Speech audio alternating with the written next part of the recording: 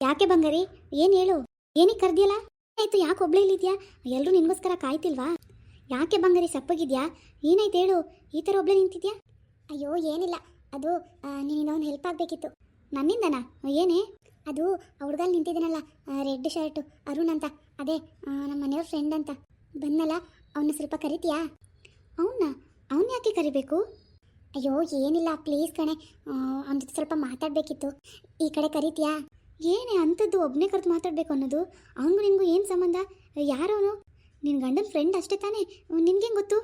ಅಯ್ಯೋ ಅದೆಲ್ಲ ಇವಾಗ ಹೇಳೋಕ್ಕಾಗಲ್ಲ, ಪ್ಲೀಸ್ ಕರಿತೀಯಾ? ಆದರೆ ಯಾರಿಗೂ ಹೇಳ್ಬೇಡ, ಯಾರಿಗೂ ಗೊತ್ತಾಗಬಾರ್ದು. 5 ನಿಮಿಷ ಹೋಗಿ ಕರಿ. ಅಲ್ಲ ಅದು ಏನು ಎತ್ತ ಅಂತ? ಅಯ್ಯೋ ಈಗ ಹೇಳೋಕ್ಕೆ ಟೈಮ್ ಇಲ್ಲ ಕಣೆ, ಆಮೇಲೆ ನಾನು ನಿಂಗೆ ಹೇಳ್ತೀನಿ, ಹೋಗಿ ಕರಿ. ಸರಿ. ಯಪ್ಪ, ಭಯ ಆಗ್ತಿದೆ, ಏನು ಹೇಳ್ಬಿಡ್ತಾನೆ ಅವನು ಅಂತ. ಸದ್ಯ ಯಾರ ಮುಂದೆನೂ ಹೇಳಿಲ್ಲ, ಆದರೆ ಮಾದೇವನ ಹತ್ರ ಹೇಳ್ಬಿಟ್ರೆ ಹಿಂಗಿದ್ರು ಫ್ರೆಂಡು ಅಂತ ಬೇರೆ ಹೇಳ್ತಾರೆ. ಏನು ಮಾಡೋದು? ನನ್ನನ್ನು? ಹಾಂ ನಿಮ್ಮನ್ನೇ, ಬನ್ನಿ, ಕರ್ಕೊಂಬಂದೆ ಕಣೆ.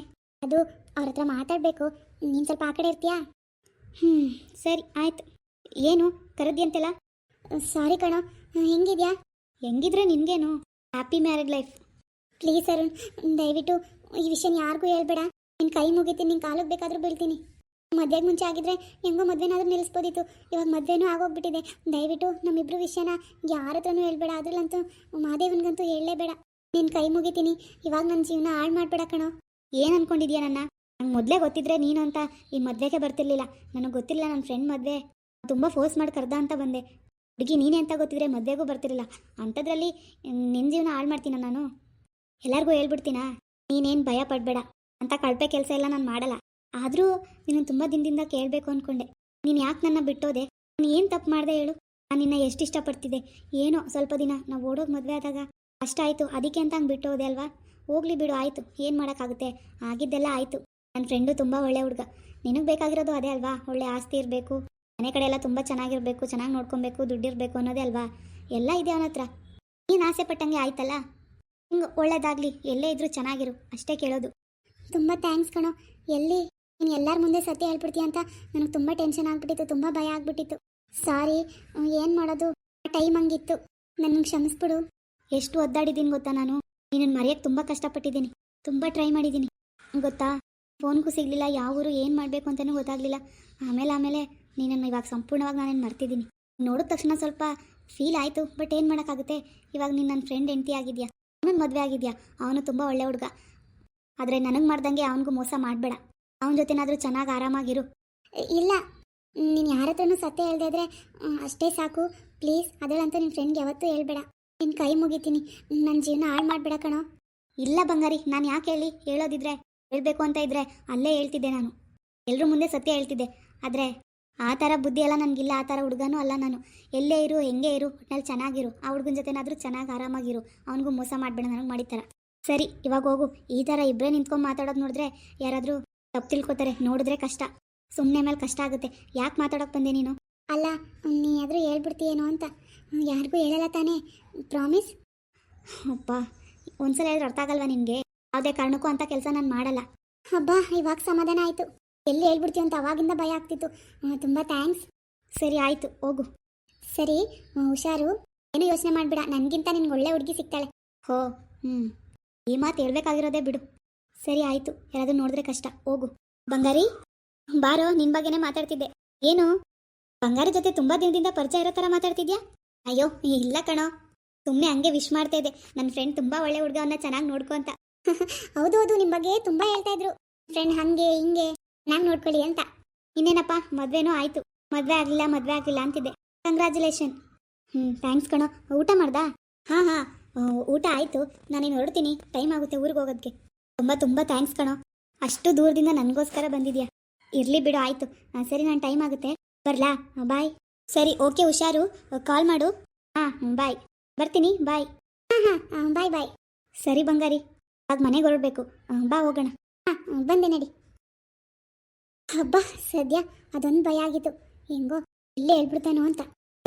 ಏನೇ ಅಷ್ಟೊತ್ತು ಮಾತಾಡಿದ್ರಲ್ಲ, ಯಾರೇ ಅವನು? ಏನಿಲ್ಲ ಬಿಡು, ನನ್ನ ಹತ್ರನೇ ಹೇಳಲ್ವಾ, ಆಮೇಲೆ ಹೇಳ್ತೀನಂದೆ. ಏನು ಹೇಳೆ? ಯಾರವನು? ಅವನ ಹತ್ರ ಏನು ಪರ್ಸ್ನಲ್ ಮಾತಾಡೋದು, ನನ್ನ ಆ ಕಡೆ ಕಳಿಸ್ಬಿಟ್ಟು?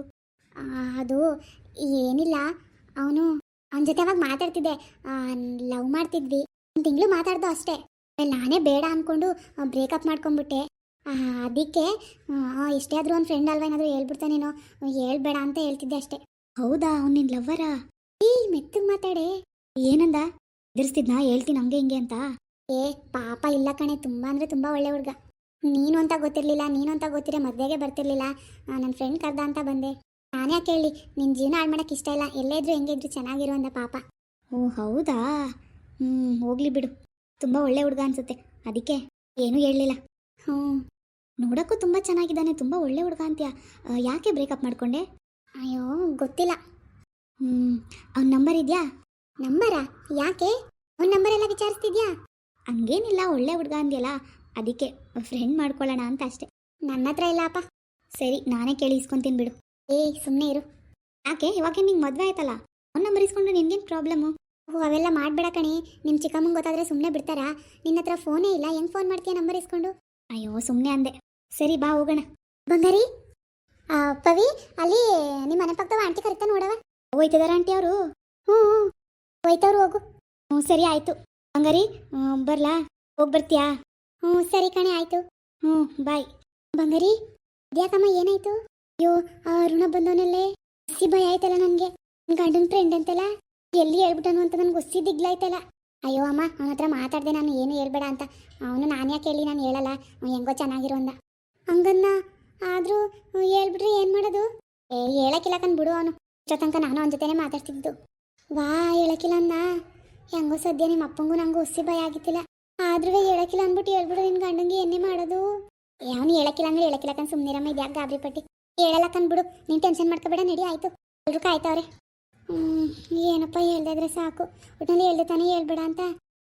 ಹೇಳಿನಿ, ನಡಿ. ಸರಿ ಸರಿ ನಡಿ, ಇಲ್ಲೇ ಇದ್ರೆ ಡೌಟ್ ಬರ್ತದೆ. ಆಗಲೇ ಮಾದೇವ ಬಂದು ಹೋದ. ಇನ್ನೊಂದ್ಸಲ ಕರೆಕ್ಟ್ ಬರೋಷಲ್ಲಿ ನಡಿ ಹೋಗೋಣ. ಸರಿ ಬಾ. ಮುಂದುವರಿಯುವುದು. ಪ್ಲೀಸ್ ಲೈಕ್ ಮಾಡಿ, ಶೇರ್ ಮಾಡಿ, ಕಮೆಂಟ್ ಮಾಡಿ, ಹಾಗೆ ಸಬ್ಸ್ಕ್ರೈಬ್ ಮಾಡಿ.